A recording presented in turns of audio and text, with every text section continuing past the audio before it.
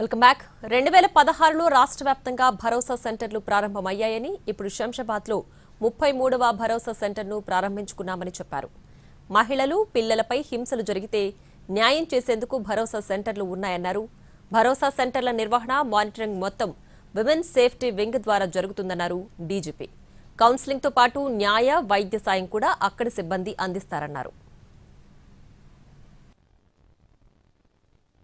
Women కి తొందరగా ఇటువంటి నేరాల్లో గురైనటువంటి విమెన్ అండ్ చిల్డ్రన్ కి తొందరగా త్వరితంగా న్యాయం అందించే ఉద్దేశం కోసం అని చెప్పి ఏర్పాటు చేసినటువంటిది. వీళ్ళకి పూర్తి స్థాయిలో ఒక కౌన్సిలింగ్ చేయించేసి వాళ్ళకు ఉన్నటువంటి మానసిక వ్యధ నుంచి బయటకు పంపించేందుకని చెప్పి వాళ్ళకి కావాల్సినటువంటి న్యాయపరమైనటువంటి సహాయం, తర్వాత మెడికల్ సహాయం, వైద్యపరమైనటువంటి సహాయం అందించేందుకని చెప్పి ఇందులో ఈ one of the objectives of Bharosa centres.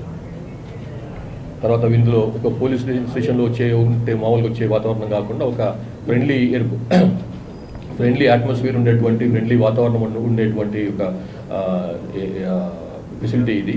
ఈ విమెన్కి తొందరగా ఇటువంటి నేరాల్లో గురైనటువంటి విమెన్ అండ్ చిల్డ్రన్కి తొందరగా త్వరితంగా